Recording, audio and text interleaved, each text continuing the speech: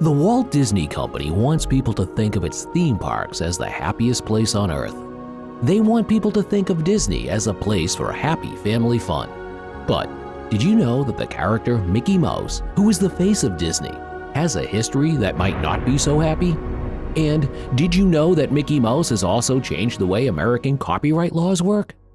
Today, we'll explore if there's a dark side to Mickey Mouse. Before that, we want to say hello and welcome you to our Hidden Agenda channel. If you want to see more awesome videos like this, please subscribe to our channel before we move forward. Oswald the Lucky Rabbit was the celebrity of Walt Disney's first series of completely animated films in 1927. However, Disney's progress with the money was brief, because the rights were taken over by distributor Charles Mintz, who pushed Disney out. Walt came back to the drawing paper after losing his popular character, and that was obvious, right? According to Walt, the concept of his new character came to him later in life on a cross-country train from Manhattan to Los Angeles. Disney would transform his popular rabbit into a mouse and name him Mortimer. His wife Lillian, however, persuaded him to name the new character Mickey instead, and thus Mickey Mouse was born. Do you know that Mickey first appeared in the 1928 silent film Plane Crazy? It was inspired by Charles Lindbergh's historic transatlantic flight in 1927. Mickey's breakthrough came in 1928 with the film Steamboat Willie, which used sound. The film was a smash hit, spawning one of the world's largest entertainment companies, and this is still holding strong almost 100 years later. But as we approach the 100th anniversary of Mickey Mouse, let's take a look at his legacy. Can you imagine how this iconic creature influenced both cultures and the American legal system? Is the mouse mascot's enduring impression doing more harm than good? To begin, we can look into the fundamental inspiration for Mickey's layout and how it relates to America's history through minstrel and rhymester shows. Mickey Mouse and other early animated film characters were minstrels, according to Nicholas Salmon, a professor of cinema studies at the University of Toronto. With the use of music, dance, and humor, the cartoon constructions mimic the framework of rhymester shows. And the cartoons were recognized as the rhymester shows by the viewer at the time, and it wasn't just the layout that resembled minstrel shows. Do you guys know about the rhymester or minstrel shows? The minstrel show, also called minstrelry, was an American form of racist theatrical entertainment developed in the early 19th century. Each show consisted of comic skits, variety acts, dancing, and music performances that depicted people specifically of African descent. Can you even imagine how pathetic and racist that was? The classic Mickey Mouse persona was not as kind as he is now. So, how was he? The original Mickey was portrayed as mischievous and devious, relatively close to some racist stereotypes about black people that have been played up in blackface minstrel shows.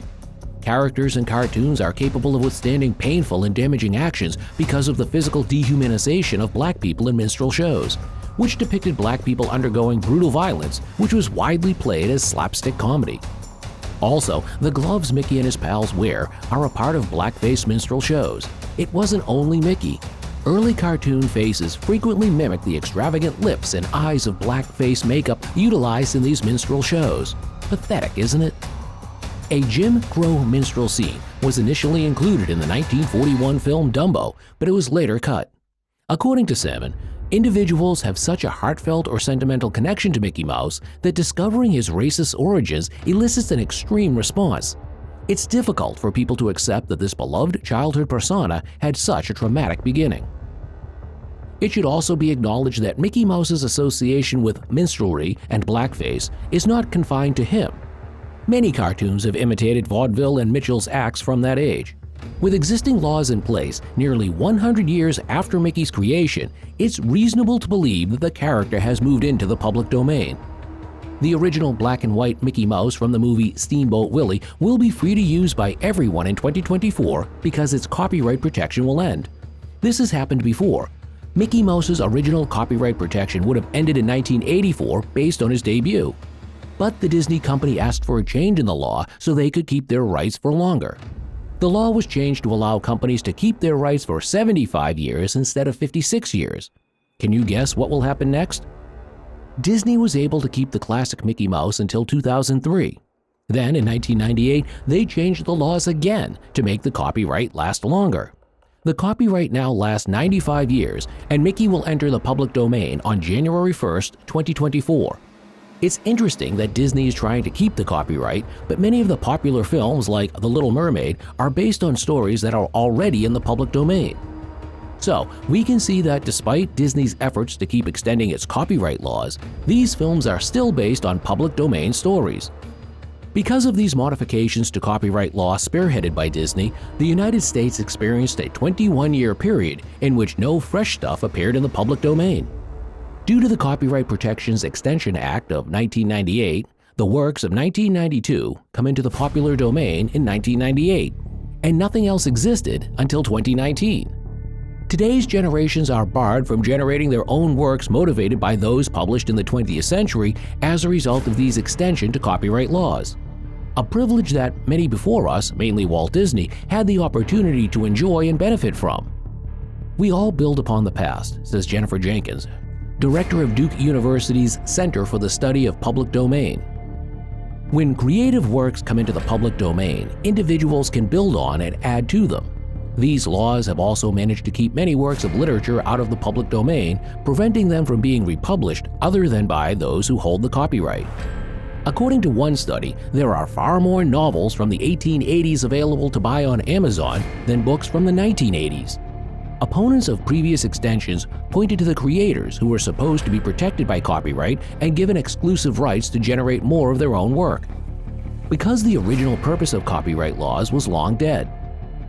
Furthermore, some critics claim that the laws no longer serve individual artists, but rather create a corporate ecosystem that benefits no one. The extensions were not granted in the interest of artistic expression, but rather of corporate profits, they claim. The enormous popularity of Mickey Mouse has also helped to protect Disney from legitimate criticism of their deeds over the years, ranging from missing person cases to animal abuse to outright racism. The power of Mickey Mouse's veneer enabled Disney to maintain the impression that their famous theme park slogan supports the happiest place on earth. For instance, it's unlikely that you've heard of the vanishing of Rebecca Corium, which occurred on Tuesday, March 22, 2011. Rebecca Corium, 24, of England, went missing on the Disney Wonder cruise ship as it cruised from Puerto Vallarta to Cabo San Lucas, Mexico.